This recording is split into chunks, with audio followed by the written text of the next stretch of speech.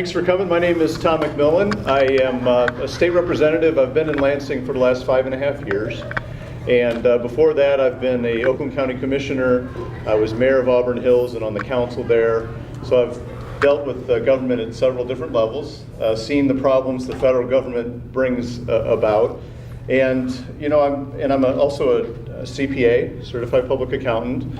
For the first 2 years during the Granholm administration, I was the only CPA in the legislature and in Lansing.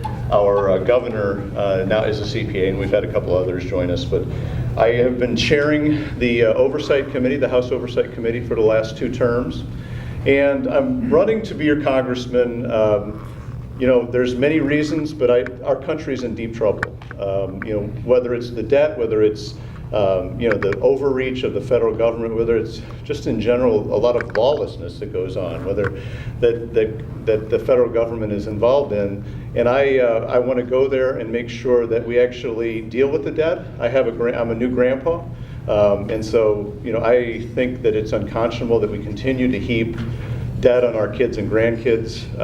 There's going to be tough decisions to be made in Washington. If we don't, then we're going to continue on this course, and we can see what other countries and Greece and others, you really end up losing a lot of freedom if you continue to pile on that debt where you no longer can deal with it. So you know, and really I have a principle, and I'm going to talk about what I've done in Lansing for the last 5.5 years, and really I want you to just understand kind of my worldview, where my principles are. I make decisions based on those principles, and I certainly want to give time for you to ask questions as well. One of my big principles is just decentralization. I really believe, whether it's, you know, in Lansing we run into all kinds of trouble, or not trouble, but we often hear, well, the federal government requires it, or the federal government won't allow it. Whether it is education, whether it is welfare reform that I'm trying to do, you know, whether it's land management, the EPA, and you know, there's just a lot of issues that seem like the federal government continuously, you know, gains, you know, their overreach continues. But a few areas that I have, and I hope that you've gotten my flyer. Some of the areas where I've actually led, and I think there's a big distinction between me and my opponent in the primary, is that I'm a leader. For example, in Obamacare. Not only do I oppose Obamacare, but 6 months before it was actually voted on in the House, my Congressman Gary Peters, at the time, was ducking. He was not showing himself in public. He was not letting us know how he was going to vote and what he thought about it. So I didn't just sit around. I actually called the town hall, invited him. I had 2 other doctors and another expert in healthcare. We had 600 people, and there's a picture of it on my website. 600 people showed up just in my area, in the Rochester Hills area. And I had, you know, a chair for Gary Peters with the 2,000 pages of the Obamacare. He didn't show up, but I did have doctors. One of them was from Canada. He had experienced socialized medicine and the problems that occur when government bureaucrats are making the decisions. So he went ahead and voted for it.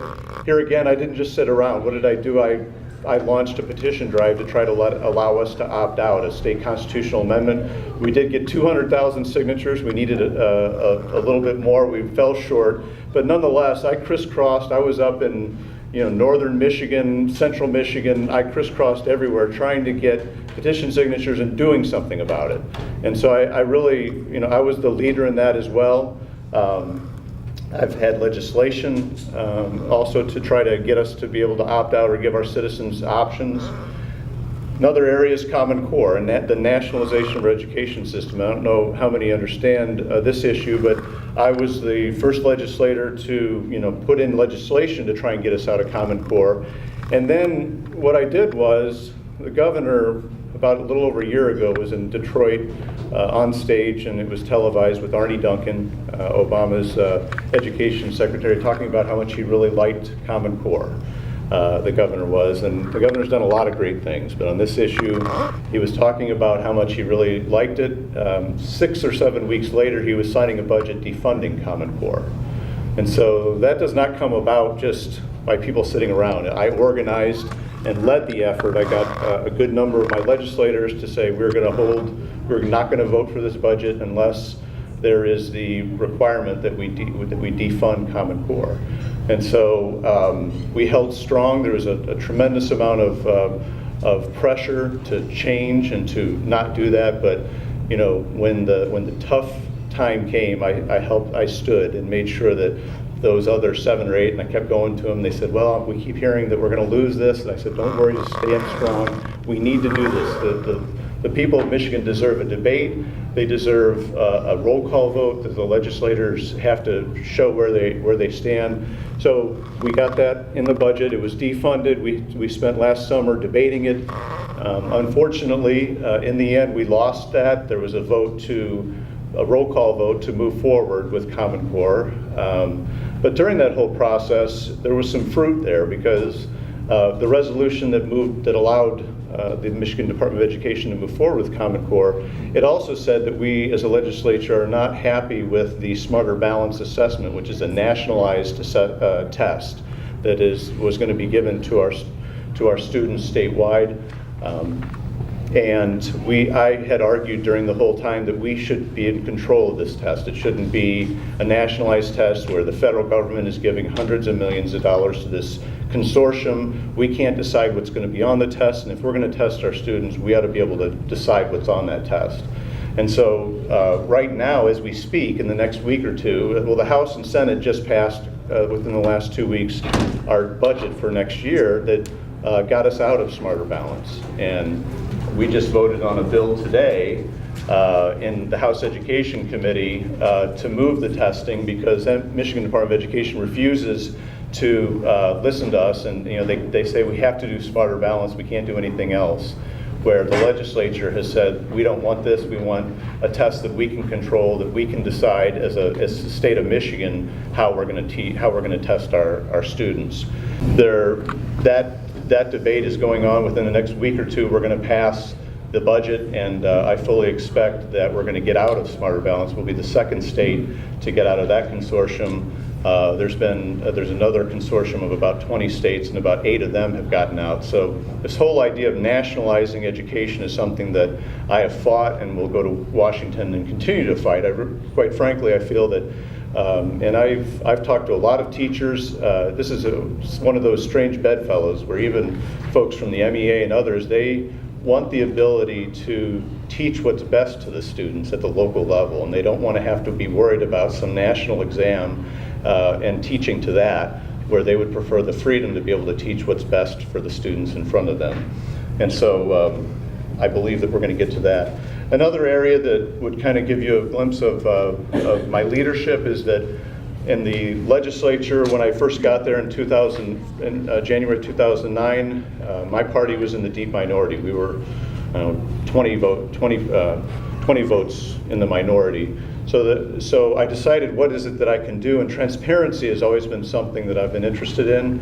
A lot of people are for transparency, but in Auburn Hills, I made sure that we started videotaping and showing citizens on TV the council meetings. And in the legislature, I was the first one in Michigan history to put my names and salaries of my staff, my office expenditures, and my benefit package online. And so I got criticized. What are you doing? Your staff shouldn't have to be showing what they're making online and their names. But I felt that it's the taxpayers' money. You ought to know who they are and how much they're getting paid. Then after we took control of the legislature, the leadership in 2011 came to me and said, hey, we want to do this for the whole House. So right now, the names and salaries and expenditures are online for the entire House. And it was really an area where I led on. I've always pushed legislation that regularly got out of the House. It was stopped in the Senate, but on areas like right now there's a big debate on Detroit and bailing them out and the problems they have with their pension fund. Well, I had legislation 3 years ago that would require transparency, because we know that these pension board members were flying to Tahiti and all over the place, creating more unfunded or more of a debt in the pension fund. They were investing in their buddy's car wash, or in investments that were not market rate investments. And a lot of that is the reason why I can't support funding something because that behavior was atrocious. But my legislation would push transparency in those areas and make sure that we put those things online.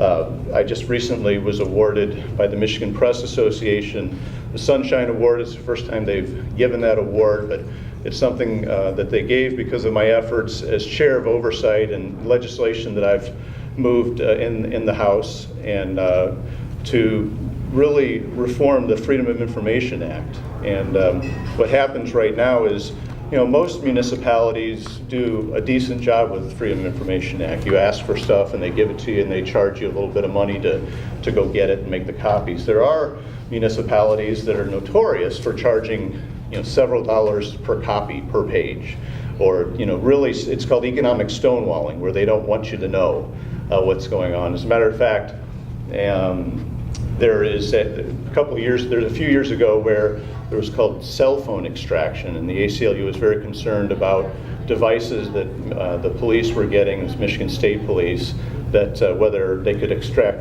data from your cell phones. And ACLU put in a FOIA saying, we want to understand this machine, we want to know what it's getting. The Michigan State Police came back and said, we'll give you that information, it's $500 million. And so that was pretty unacceptable. I hauled them before my committee, put them in front of everybody, and lo and behold, the price came way down. And so all of a sudden the ACLU could get that. It came down to several $100s. It was a reasonable amount. All of a sudden they were able to get that data and get that information to the ACLU to understand how that machine was working. That's another area. One other area that I certainly will, and all of these transfer over to my run for Washington, what you'll see. Transparency. Obama said he was going to be the most transparent president and administration in our history, and we've seen that that's not the case at all. And so I will push for real transparency and make sure that that we have that. And corporate welfare is another area where, if you ask anybody in Lansing, I lead in the area of trying to stop corporate welfare. I really believe the government should not be picking winners and losers. I see this all the time where the businesses that have the best lobbyists, they get the carve-outs and the tax credits, and think what you will about the film subsidies, but I went to the film office and I saw that there was Clint Eastwood's name. He was $2 million, and we cut a check for $800,000, and we sent it to the Hollywood company that was doing that. And so we would pay up to 40%. That's come down a little bit, but nonetheless, that kind of corporate welfare. There was one bill that I was not allowed to speak on the House floor, but it was a bill that would allow a small company from Texas to get $100 million to come to Wixom and hire 300 people. So for $333,000 per person, there was going to be that was going to be the subsidy where we were going to cut checks, and we actually that was signed into law, and it's one we still have problems. That particular company went bankrupt, so we did end up sending them money before they went bankrupt, and basically it was for naught. But we know that with Solyndra and others, there's just this whole notion of picking winners and losers, taking money from businesses that are productive, that you tax them, they can't hire somebody, they may have to lay off, and then you give it to the companies that have the lobbyists or the favored industries. And so it's an area that, as a matter of fact, I was kind of the one that really blew open the Rasco fiasco, it was called. There was a company that was back in 2010 that was awarded a $9 million tax credit from the MEDC, and then during a hearing, one of the investigative reporters was testifying on something else. He says, as a matter of fact, yesterday, this gentleman is a known felon who really doesn't have a company. This Rasco doesn't even exist, and we just awarded him $9 million. So I made sure that was, it just comes, it comes from this idea of central planning and power that's, and it's an area where I just think we need to get, I don't trust the government to do this kind of central planning. They feel that they can create jobs. Well, we got to get out of the way. We got to stop trying to pick winners and losers and shifting around resources and try to keep, our businesses as least taxed and the regulations, and just create a level playing field, and one that we try to stay out of their way. So that's another area. And then finally, what I wanted to talk about was the area of personal freedom. It's an area that I've worked with. I don't know if anybody's familiar with the National Defense Authorization Act, NDAA. And it's an area where a good friend of mine, Congressman Amash, has been working on for the last few years, where there's provision in there that says that they can take away due process of American citizens and indefinitely detain you if they suspect or hearsay, if they think that it's something that is un-American to take away the due process. And so the left and right have come together on this issue. And in Michigan, I led the effort, and we became the 4th state in the nation to say that we will not participate in that kind of thing. Our sheriffs and our state police are prohibited based on the law that I really pushed forward and championed to make sure that we would not participate in that kind of activity and taking away the due process rights of our citizens. Virginia was the first, and there were 2 others, and then we were the 4th. An area that I worked again with the left, I worked with people like the ACLU and others, was indigent defense.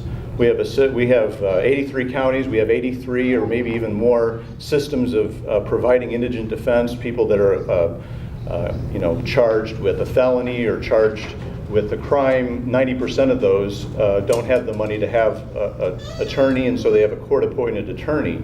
And in many areas, it's the way they appoint them is completely different. So in some areas, we heard testimony that somebody was charged with a 30-year felony, and they were being defended by a student 6 months out of college who didn't know what he was doing.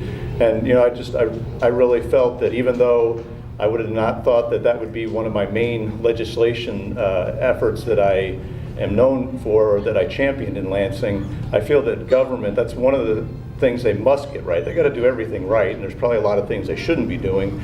But when we're going to be locking people up and taking away their liberty, we need to make darn sure that they're guilty and that the real perpetrator is not still out there, and that if they did a crime that was for 10 years, they shouldn't be in there for 20 or 30 years.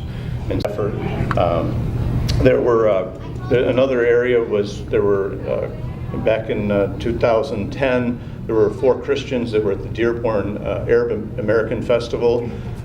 They were preaching on a public street during this festival.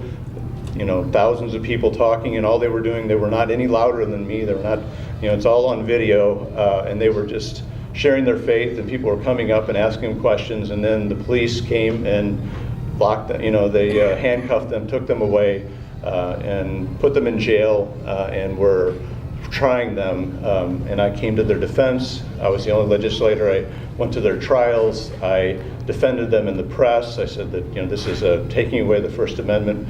I called the ACLU, and they came aboard as well and filed a brief in support of the 4.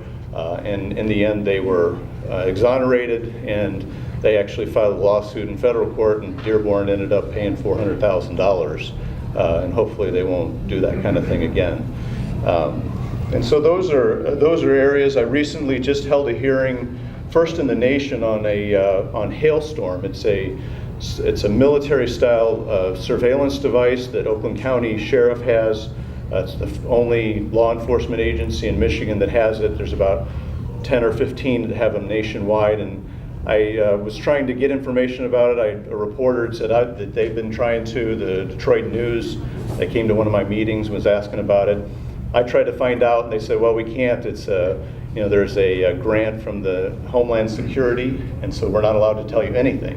And so I started reading up. There was not much on the internet, and I felt that as a legislator, and I should know how they're surveilling our citizens. What are they doing? So I brought in a national expert from the ACLU. I also brought in a former federal judge from Texas. They testified just last week.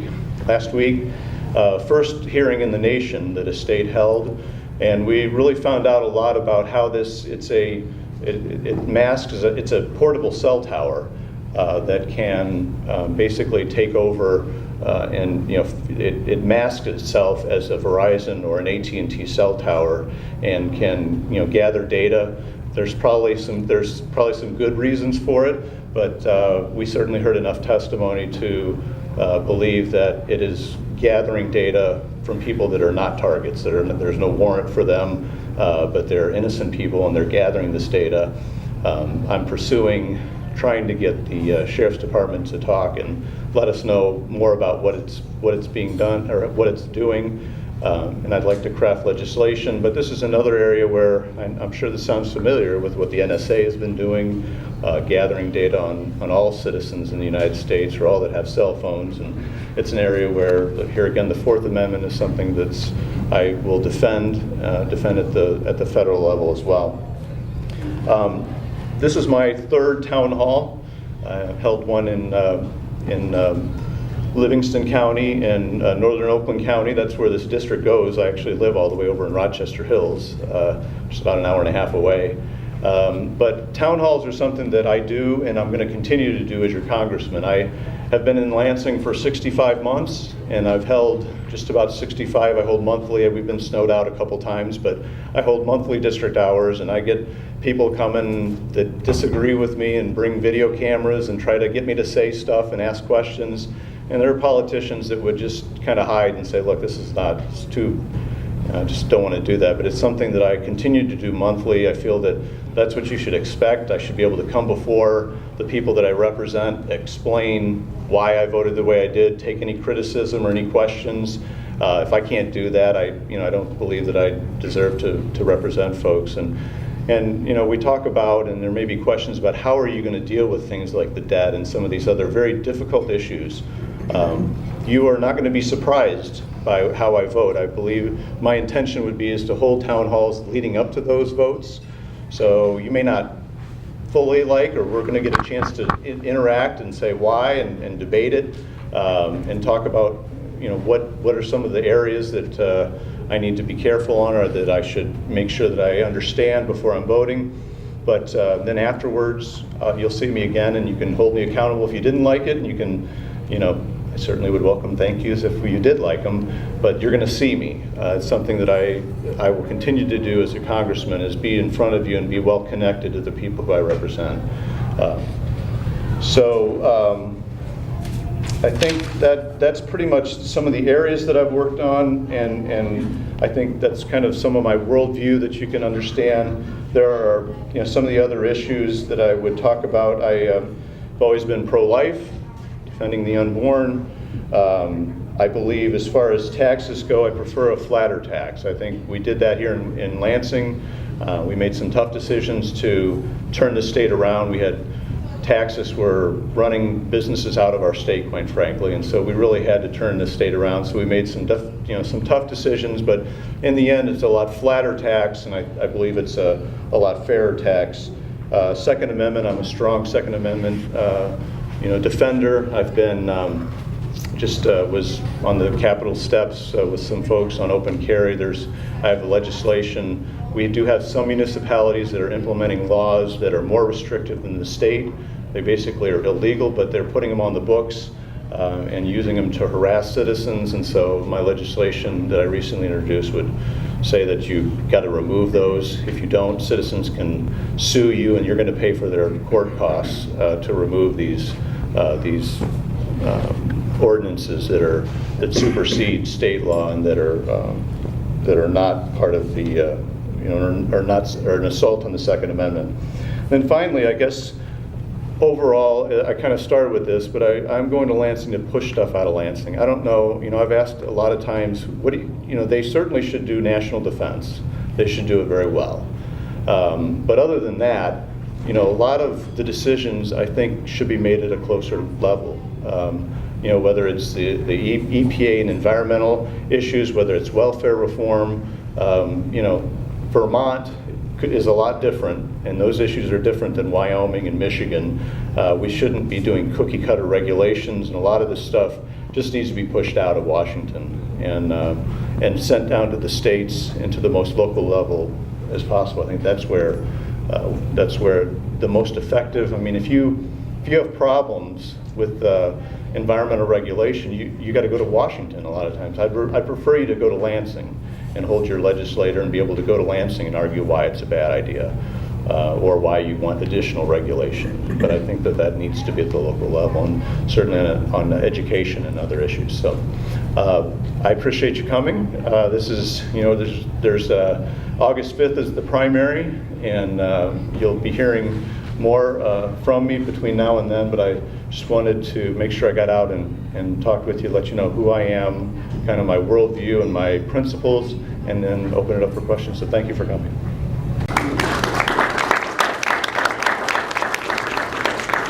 Yes, sir. As I said when I came in, what is your plan to combat the bureaucracy, as in the Bureau of Land Management, the EPA, those people? I understand, or at least my understanding is that they have more power than Congress. Yeah, I mean, what's your plan? my end game is to get it to the state level, but that, I don't get to wave a wand. I'm one of 435, and I recognize that that will be my push, is anytime I get a chance to push things out of Washington, that's what I'll do. Some of the regulations, I mean, I'm somebody who will engage, and so if I'll be looking for regulations that don't make sense, and I will bring light onto the subject, and you'll see me at the business that's getting trampled by I think there's a lot of light on it now, but if they've got the power, where did they get the power? And is that power really in the president's hands? Because he kind of, at least right now, is telling him what to do and issuing almost fatwa against the... A lot of it has to do with how you craft legislation. I also co-chair the Joint Committee on Administrative Rules, and so this is where the bureaucracy promulgates rules, and it's a lot of what you're talking about. So legislation can be drafted and passed that gives the bureaucracy a lot of leeway, and you can also pass it that's very tight, so they don't have a lot of leeway. And so that's an area. The speaker put me as a co-chair. I chair it every other year. The Senate chairs it this year, and I chaired it last year. But it's kind of the nitty-gritty. I'm a CPA. I love curling up in front of the fire with a cup of coffee and a budget this thick, and looking for fat or looking for things that don't make sense. And that also will go for regulations. As JCAR chair, we go through those kind of things and say, why are you doing this? I think transparency brings a lot of light. We are implementing a system so that people that are impacted negatively, there's no systematic way to file grievances or problems that people are having with the departments and bring them to the legislature's purview. And so, and as chair of oversight, I mean, I'm always pushing for transparency. I think a lot of this stuff, but to answer your question, when the laws get passed, and if I find a law that gives them wide latitude, I'll try to narrow that latitude. That's the best way to keep bureaucrats at bay, is to not give them that latitude, but to say this is what you can do and no more. Well, there was a movement afoot in Congress, as I understand. I heard one congressman talking about it, a senator or someone, who said that they were going to try to pass something in Congress which would give Congress the power to overrule. Yeah, I mean, that's... And that was a plan, but now they'd have to have somebody besides Obama in there, or else have 60 votes to override it. But that's what they were talking about. Yeah, I mean, the legislature, and it's something that my example I gave you on Common Core is something that I think will show you a little bit about what I'll do in Washington. Is that I find the legislature does not do their job. I mean, it's real easy to just kind of go along to get along. When the legislature has the power of the purse, those bureaucrats don't get paid unless the legislature allows them to get paid, and and passes appropriations. I mean, that's the power that they have, and they just don't exercise it very well. So I couldn't get my bill through to stop Common Core, so I looked for what was the pinch point. Where was there? Well, there was going to be a budget passed, and that's the point where I attacked and said, okay, this is where we're going to rein in the bureaucracy. And so with smarter balance and this nationalized testing, the bureaucracy wants to do their own thing. They are basically saying we're going to do this. Well, the legislature, and I've been a big leader of this, is saying no, you're not. I mean, we have the power of the purse. We're going to tell you how to spend the money, and this is where. So I think that's where one of the areas where you can have the you can hold your congressman accountable and make sure that they are funding. I mean, in whatever bureaucracy it is, when you pass their budget, you can say you can't spend money doing this, and they, then it's prohibited by law. I mean that would be my. I mean, it's a behemoth, and it needs to be reined in. I mean, I just think shrinking the size will help tremendously if they don't have all these people sitting around looking for problems to cause. Will also help. But anyway, anyone else? Yes. In the same arena, do you have a plan that would make the United States self-sufficient in the energy market, which would help our own defense? Yeah, I mean, I certainly feel that we need to, I don't feel we should subsidize alternative energy, but I don't oppose alternative energy. I certainly think that if the market is right for, wind and other energies, I certainly would encourage that. But for drilling, I certainly support, additional drilling, and to try to make us self-sufficient. So, I mean, Would you be in favor of the pipeline? Yeah, I would. I would make sure. I would make sure that it's not just for one company that has lobbyists. So, as long as they're competitors, the Keystone Pipeline, I certainly would support the concept of allowing a business to build a pipeline. I would want to make sure they're not trampling on land rights, because as far as the takings of land, I want to make sure that we're not just giving them carte blanche, that they actually have to, make sure that they're getting their land properly. I'd want to make sure that their competitors could also do that, and that we're not just writing legislation for one company. But certainly a company that wants to move production of oil and gas, I certainly would encourage that. Yes, sir. Have you considered alternative power sources such as hydrogen, which can be produced much cheaper than what we're paying for oil these days, doesn't leave tracks behind? The only thing that it produces is clean water. Yeah, I mean, Takes a lot of energy, though. I certainly believe that the market,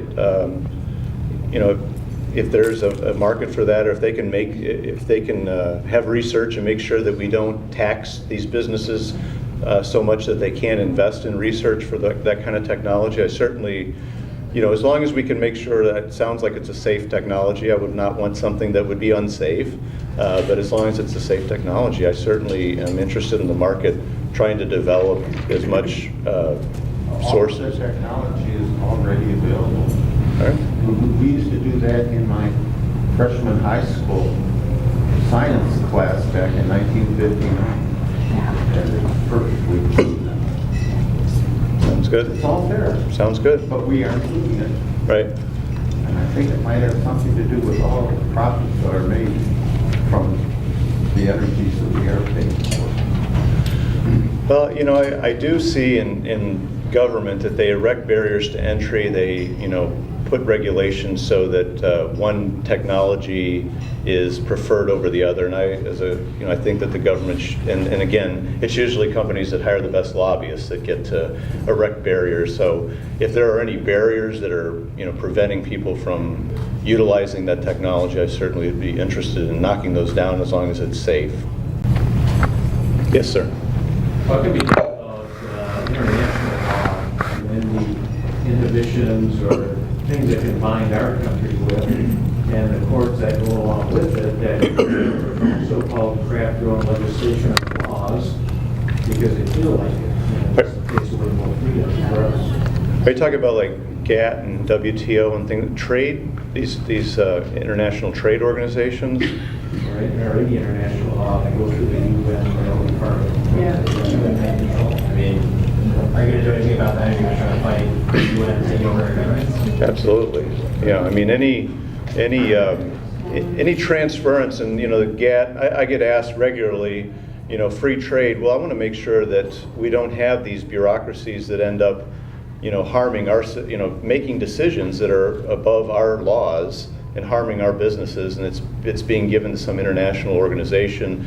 So, we need to make sure that going forward, if we're going to approve other trade agreements, that whoever's overseeing it it's very transparent, and that it's not something that can, again, pick winners and losers, whether it's other countries are the winners that are, and we're the losers, or businesses trampling on our laws. So yeah, certainly, and I would ensure that, and if there are those that are currently existing, I would work to rein those in. And I think that we're a sovereign country. We don't want other countries telling us what we can and can't do, including the Second Amendment. Yeah. So where are you with the UN trying to get the United States of America to hand over the web to them? Hand over the web. Yeah, I would that be. was this week. I would be opposed to any kind of oversight by, we need to keep it free, and and make sure that I think it's a tremendous way that we've been able to get. We're no longer relying on just a few networks to get our news. We're getting it all around the web, and I think that it's a great value. We've got somebody that's web TV right here. So I think that there's a tremendous value in just keeping it free and free from any international oversight or trying to dictate what kind of content. Yeah. I am Bonnie Bucqueroux, Lansing Online News, and I did have a question for you. It seems that your opponent there's a distinction between the two of you, maybe that he's considered the more traditional type of corporate candidate, and you're perceived as more of the insurgent candidate. Do you see the forces joining against you? We've seen some recent primary elections where sort of insurgent candidacies have not been as successful. They haven't been able to raise as much money as some of the more traditional candidates. Are you facing any of those obstacles? Are you concerned about fundraising, about trying to get your message out? No, I mean, it's, there's a lot of people that I'm finding that realize that business as usual can't work. And so I think what you're saying is probably my opponent would be more business as usual. I'm somebody who will go there and make the tough decisions and work with the other side. I work with folks, on privacy issues and personal freedom regularly, corporate welfare. I think we can join left and right on that as well. But as far as difficulty, we're going to have a well-funded campaign that will get our message out. And so I've got there's a lot more grassroots support in my kickoff, comparing kickoffs, or there's just a lot more interest in my campaign. And so I feel that, as long as we've got the right issues, I think there's good distinction. My opponent voted for all the corporate welfare schemes. I voted against all of them, in other areas. So I think that there's clear distinctions, and I'm raising the money. And across the nation, there have been some that have been good, some have been bad. Some have succeeded and failed, but I believe here in the 8th, people are wanting somebody who has a history of leading on issues that I've talked about, and that the distinctions are real and important. Do you think decisions like Citizens United put you at a disadvantage in campaign financing? I don't know. I don't know. What he's raising or how. I think. But would you oppose the Citizens United? Well, I think I'm for freedom of speech, and I'm also want to make sure that that we can. People who want to support me have the ability to do that, and so I think that it's important that we don't limit speech and free speech. So, I don't know if it's going to help me or hurt me. I believe I've got the right issues, and there's certainly a lot of people that are interested in my campaign, and so I believe I'll win. Yes. Would you go into corporate welfare a little bit for me? I know that the Democrats have been harping on the Republicans forever about they're in favor of corporate welfare. And corporate welfare, I believe, has morphed into allowing oil, for example, big oil, to write off a bad hole. If they get a dry well, Right. well, they're able to expense it. But I Right. think that corporate welfare has morphed into that as far as they're talking about. They talk about the evil rich. Well, a lot of that is just being able to write off bad ventures. If they go bad. You're right. I mean, there can be different definitions. My definition of corporate welfare is taking from businesses and selecting a company to give them checks. You mean Solyndra?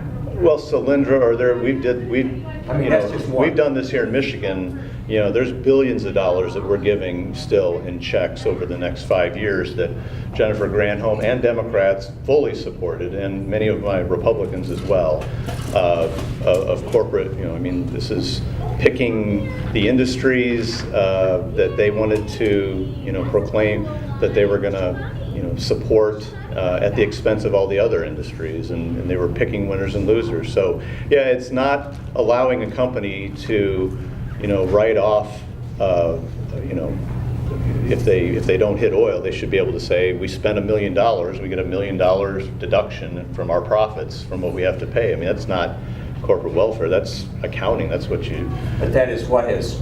It's morphed into in some degree. Morphed into it. Yeah, I mean, I also though think that there are bipartisan. I worked with Congressman Amash and he was a state representative. The two of us and two of the most liberal Democrats, Fred Miller and another representative on the left, the four of us would constantly stand up and attack corporate welfare schemes on the floor of the House, and it left the media befuddled because here we're the conservative right, they're the liberal left, but they wanted it more. The MEA opposed corporate welfare because they wanted the money for schools. We wanted it for maybe tax cuts. We would argue about that after we got rid of the corporate welfare and talk about how we'd spend it.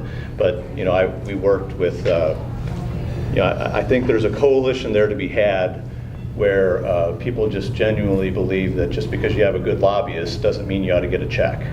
And that's what corporate welfare has come. That's my definition. That's what I'm going there to make sure doesn't happen. Yes, ma'am. Are you familiar with the Article 5 Convention. of the state? Yes. What is your position on that? Yeah, I mean, as a congressman or as a representative, I voted for it on the balanced budget.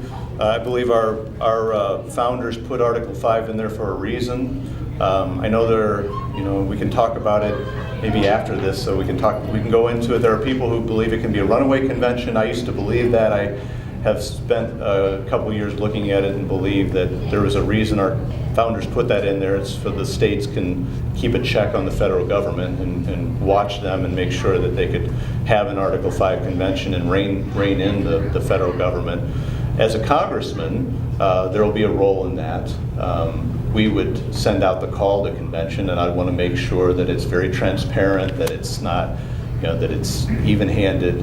After the convention meets and they come up with amendments or amendment, it goes to the Congress and sends it out to the states. There's not much of a role, but I would certainly not block it. I would not try to inhibit it or circumvent it in any way. I would want to make sure that it's done properly and according to the Constitution.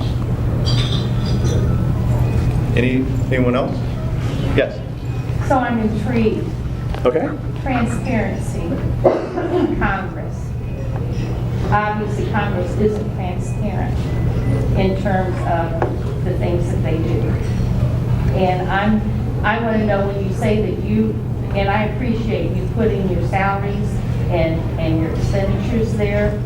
When you go to Congress, what are you going to do to get Congress to become men and women of integrity, men and women of honesty, men and women that are for us as citizens of the United States of America?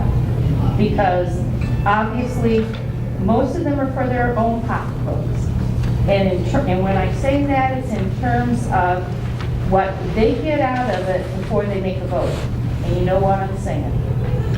Yeah, I would say that I'd lead by example in the area of integrity. I don't get lobbyists visiting my office very often because they know better than to try and influence me. There is an occasion where their clients line up with my values and they get pretty excited because they know that if you got McMillan on your side, I'll help figure out how to make sure that legislation, is successful. It's usually some way of it's a freedom principle or some area where it's good. Transparency is something that I will continuously push for checkbooks online. I mean, that indigent defense legislation. Now, some people said you're conservative. You're advocating for spending more money, and you're advocating for a Michigan Indigent Defense Commission, another commission of bureaucracy. So I took some heat over that. I felt that we needed statewide standards. We needed to make sure that these people. What I was able to do as lead author of the bill was insert a provision. So for the first time, this particular commission is going to have their checkbook online. No other commission in the state has their checkbook online. And I got a little bit of pushback, but I made sure that this is my legislation. We're going to make sure that the people see, is it one of the members on the commission's buddy who's getting the checks for the consulting fees or whatever. I mean, I'm going to make sure. So I will look for ways. Again, I'm one of 435. I will look for ways to lead, and I will look for ways to inject transparency.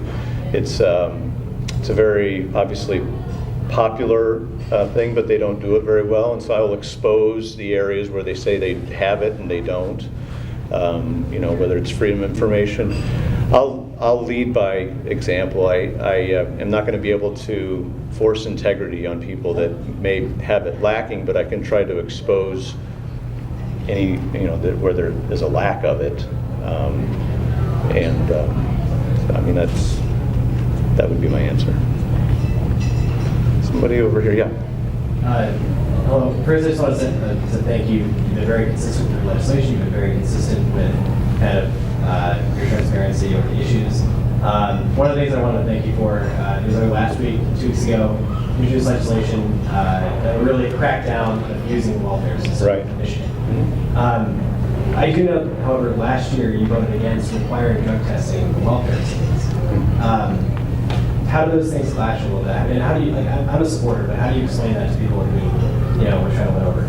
Yeah, I mean, and it's an area where first it's unconstitutional because people that Medicaid or people that have medical marijuana, we as a state passed legislation or passed a constitutional amendment. There was not a provision in the law that said that those people would be exempt or that they would not have their welfare taken away. Second, I put in and it gets back to a little bit about what you were talking about, sir, that I think on the corporate welfare, we as Republicans lose credibility because we want welfare reform, but those who say, okay, we're going to reform your welfare, they say, wait a minute, you guys are all giving corporate welfare out. So I put in an amendment that was not accepted that said that business executives whose businesses get corporate welfare must be drug tested as well. And so, but they... Is that in this the legislation you introduced a week ago? That's great. Testing for corporate welfare. Is that in your welfare reform legislation? Well, the welfare reform deals with bridge cards and things like that. So, I mean, I think it's a little bit different area. Drugs and filet mignon, which is a great... Right. Yeah. So those are...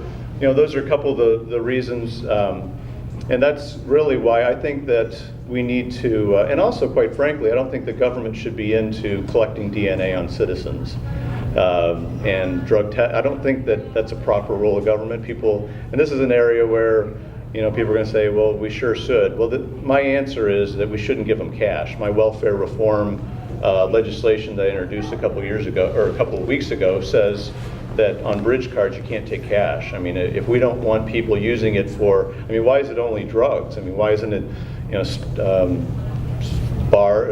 strip clubs, and why isn't it, filet mignon? And we don't want them, if they are supposed to be using that for certain things, well, let's make sure that they can only use it for those things, and that's what my legislation does. So, those are my answer. Yes, ma'am. I know you're not for raising taxes, but I was just curious about a couple of your policies, the guest vote on the pension tax and then the homestead property tax repeal. I was just wondering if you could explain those a little bit. Yeah, it's a flatter. I mean, it was making sure that, a person that is, well, first of all, it didn't deal with anybody 67 and older, but people that are getting a pension and their next door neighbor is the same age but working at Walmart, they're paying taxes on the $20,000 or $30,000, and the person that's getting the pension is not, and they never, the federal government taxes it. It's not, it's something that, we flattened it out, and the taxes are, everybody's paying a lot more similar taxes, and so we have exempted. Some people actually get tax cuts with that legislation. A working senior gets their first $20,000 tax-free, which they didn't in the past. So we're treating people, I think, more evenly there, and I thought that was, and the same with the tax credit as well. These were decisions that needed to be made because, like I said, if you remember, our state was at the very bottom in unemployment. Businesses were fleeing this state in droves, and we needed to do some things to make sure that we brought back and made this state an environment where businesses could succeed. And these are job providers. They're not the bad guys. They were treated as the bad guys for 8 years, but we needed to turn the state around. And so we made the legislation, we made the tax system a lot flatter, and the corporate income tax didn't have all these carve-outs and didn't have all the tax credits. It's a very flat tax. What do you see as the issues in Obamacare and fighting those issues? What are the issues? What do you see as the issues? Well, it's freedom, and it's being able to have the freedom to decide your health care. I just think that bureaucrats in Washington should not be making those decisions. So it needs to be repealed. And I think that's that's something that must be done. This is an area where they passed this at midnight on a Sunday. They didn't do that because they were proud of it. They did that because they knew they were assaulting the right, the freedoms of citizens when they did that. And we need to repeal it. And there's certainly ways that we can make sure that the market is freer, and that we can have over state lines, and we can make sure that I'm a big fan of HSAs and giving more control to citizens of their health care. And so we can certainly do some reforms, but I don't think there's any tinkering with it. I think it needs to be repealed. I'm thinking about the people that are just on the cusp as far as income is concerned. They're not poor enough to qualify for Medicaid. They don't have enough money to pay for their insurance, to pay, high rates of insurance. What do, people do like this, as far as getting health care? Yeah, they had the Ingham plan, and now the Ingham plan is gone. And, there's certain people flopped into, something that they were able to pick up with the state, but then some people just have fallen through the cracks. What do we do about the people that fall through the cracks that want insurance? We can, cover them as, we can help knock down barriers to try to make sure. We have a lot of mandates on insurance that increase the cost of insurance. So what can we do to decrease the cost of insurance and make it more affordable? I think is something that the states should be doing. It shouldn't be the federal government should really get out of trying to make those decisions. But I think, the states, we have 50 laboratories, and whether we're talking of trying to come up with the best ideas. And so, I think we need to take advantage of that and find the states that are able to solve those issues of people who need health care and can't afford it. And, a lot of that has got to do with costs and what we can do to drop those costs, and what we can do to make decisions, make it freer that they can make decisions. The individualization, so you don't have a man paying for breast mammographies and a woman right. paying for for prostate cancer, Right. you know, instead of having, is Yeah. that Yeah, was one of the mandates? Right, there are mandates that really increase the costs, and so, yeah. Yes? You seem to be very, what's the word?